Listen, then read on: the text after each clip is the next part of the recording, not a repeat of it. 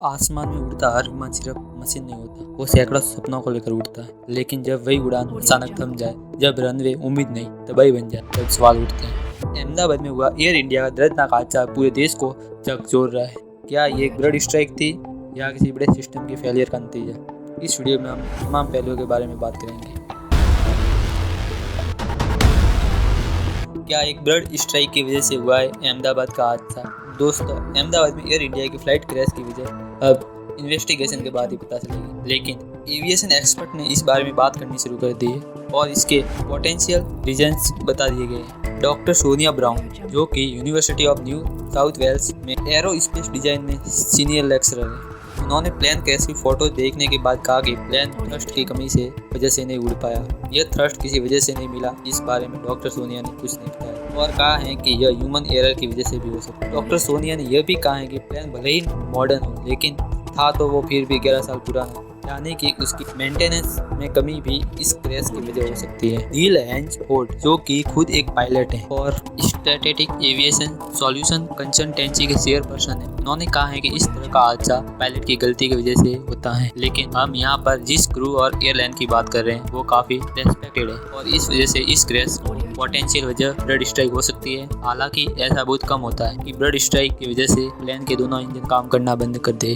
लेकिन ऐसा नहीं है, कभी ऐसा हुआ नहीं है। यूएस एयरवेज की 2009 में एक फ्लाइट के दोनों इंजन बर्ड स्ट्राइक की वजह से फेल हो गए, जिसकी वजह से पायलट को प्लेन हंटसन नदी में लैंड करना पड़ा था। हैंसफोर्ड का कहना है कि अहमदाबाद एयरपोर्ट के पास बर्ड स्ट्राइक काफी कॉमन। रमेश, जो कि इस प्लेन क्रैश के एक अकेले सर्वाइवर है, उन्होंने अपने बयान में कहा है कि प्लेन टेक ऑफ होने के 30 सेकंड के बाद उन्हें तेज आवाज सुनाई दी थी। हैंसफोर्ड का कहना है कि ये तेज आवाज बर्ड स्ट्राइक की हो सकती है, लेकिन अगर दोनों इंजन फेल हुए हैं तो दो आवाज आनी चाहिए थी। अब दोस्तों, फाइनल इन्वेस्टिगेशन में क्या निकल कर सामने आता है ये तो वक्त के साथ ही पता चलेगा, लेकिन इस वक्त अहमदाबाद प्लेन क्रैश को लेकर कई सारी कॉन्स्पिरेशन थ्योरी चल रही है। एक थ्योरी रमेश को लेकर ये है, जब प्लेन क्रैश हुआ तो कई लोगों ने ऐसी फुटेज शेयर करनी शुरू कर दी जिसमें यह इल्जाम लगाया गया कि किसी एक पैसेंजर ने मिड एयर प्लेन का इमरजेंसी एग्जिट खोलकर जंप लगाया, जिसकी वजह से प्लेन क्रैश। लेकिन विश्वास रमेश कुमार ने पुलिस को जो बयान दिए हैं उसके हिसाब से उन्होंने भी सभा में प्लेन का इमरजेंसी एग्जिट नहीं खोला, यानी क्रैश उनके इमरजेंसी एग्जिट खोलने से नहीं हुआ। एयर इंडिया के फ्लाइट क्रैश की जब खबर आई उसके बाद किसी को इस बात की उम्मीद नहीं थी कि इस एक्सीडेंट में कोई सरवाइव कर पाया, लेकिन विश्वास रमेश कुमार को देखकर लोगों ने यही कहा कि जाको राकेश आया मार सके न कोई। अस्पताल में जब उनका इलाज चल रहा था तब रमेश ने यह बताया कि उनको फ्लाइट टेक ऑफ होने के 30 सेकंड बाद तेज आवाज सुनाई दी। रमेश, जो कि भारतीय मूल के ब्रिटिश नागरिक है, वो अपनी फैमिली से मिलने इंडिया आए थे और अपने भाई के साथ वापस लंदन जा रहे थे। रमेश की सीट नंबर 11 ये थी, जबकि उनके भाई की दूसरी रो में बैठे थे। रमेश को अभी तक यह नहीं पता चला कि उनके भाई जिंदा है या नहीं। रमेश के कजिन अजय ने इंग्लैंड में रिपोर्टर्स को यह भी बताया कि फ्लाइट से निकलने के बाद उन्होंने कॉल किया और बताया कि वो सेफ है, लेकिन इस हादसे से काफी दुखी हैं। जो डॉक्टर रमेश का ट्रीटमेंट कर रहे हैं उनके हिसाब से रमेश बिल्कुल क्रिटिकल नहीं है, 2 दिन में हॉस्पिटल से डिस्चार्ज हो जाएंगे। रमेश कुमार कैसे बचे यह बात शायद किसी को नहीं पता, खुद रमेश के हिसाब से उनको नहीं पता है कि आखिर उनके पिछले 48 घंटे में उनके साथ क्या क्या हुआ। लेकिन इन सब के बीच वो दुनिया के सामने एक उम्मीद की तरह है कि अगर ऊपर वाले ने आपको बचाने की ठानी है तो आपको मौत भी नहीं छू सकती। मोदी जी ने भी अपने अहमदाबाद दौरे पर रमेश कुमार से हॉस्पिटल में जाकर मुलाकात करी। दोस्तों, अहमदाबाद प्लेन क्रैश से रिलेटेड एक और हैरत अंगेज बात आपको बताते हैं। जो कि प्लेन क्रैश हुआ है उसको लेकर बोइंग कंपनी पर अब आरोप लगाने शुरू हो गए हैं। एयर इंडिया की जो फ्लाइट क्रैश हुई है उसका एयरक्राफ्ट ड्रीम लाइनर यानी बोइंग 787 था, जो कि वैसे तो काफी सेफ एयरक्राफ्ट माना जाता है, लेकिन इसके क्रैश होने के बाद मल्टीपल मीडिया रिपोर्ट सामने आई जिन्होंने यह बताया कि कई सारे विसल ब्लोअर ने पहले यह चेतावनी दी थी कि बोइंग का ड्रीम लाइनर सेफ एयरक्राफ्ट नहीं है और इसमें इनप्रॉपर मैन्युफैक्चरिंग हुई है। इसकी वजह से फेडरल एविएशन एडमिनिस्ट्रेट यानी FAA ने बोइंग के खिलाफ जांच बिठा दी है। मीडिया रिपोर्ट के हिसाब से इस विमान को लेकर अमेरिकी इंजीनियर और बोइंग कर्मचारी सैम सालेपोरे ने 2024 में एक गंभीर चेतावनी दी। उन्होंने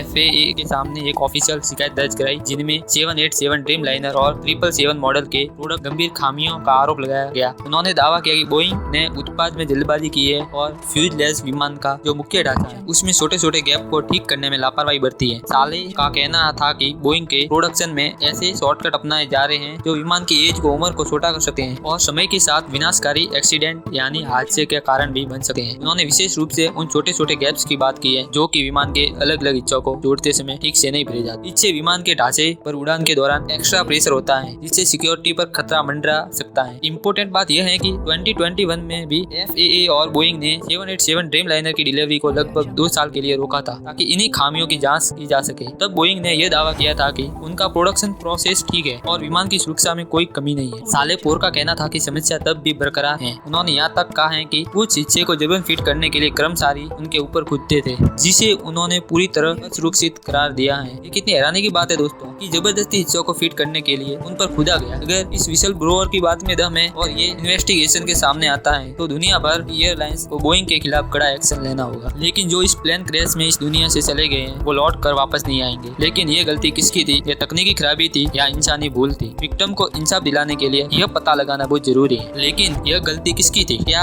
ये एक तकनीकी चूक थी या फिर एक इंसानी लापरवाही? विक्टिम को इंसाफ दिलाने के लिए इस सच का सामने आना अब जरूरी है, बेहद जरूरी है। क्योंकि जब विमान गिरता है तो सिर्फ एक मेटल का ढांचा नहीं टूटता, टूटते हैं सपने, बिखरते हैं रिश्ते और खामोश हो जाती है दर्जनों जिंदगियां। हर टिकट सिर्फ एक बुकिंग नहीं होती, वो किसी का अरमान होता है, किसी का वादा, किसी की आखिरी उम्मीद। और जब वो उड़ान मंजिल तक नहीं पहुंचती तो एक पूरी कायनात उजड़ जाती है। अगर इस बात के पीछे सिस्टम की कोई खामी है, अगर कोई सच्चाई अब भी छुपाई जा रही है तो हमें चुप नहीं बैठना चाहिए। इन मौतों को एक आंकड़ा बनने मत दो, इन शहरों को बस खबर मत बनने दो, इनकी आवाज बनो, इनका इंसाफ बनो। क्योंकि अगर आज हम खामोश रहे तो कल फिर कोई उड़ान, कोई परिवार, कोई सपना यूं ही राख हो जाएगा और फिर हम सिर्फ अफसोस करेंगे, सवाल नहीं। बाकी इस पूरे मुद्दे पर आपका क्या कहना है कमेंट करके जरूर बताना। ये वीडियो अगर आपको अच्छी लगी हो तो इसे भी अपने दोस्तों को जरूर शेयर करना, चैनल को सब्सक्राइब करना। जल्दी मिलते हैं। Thank you for watching. जय हिंद।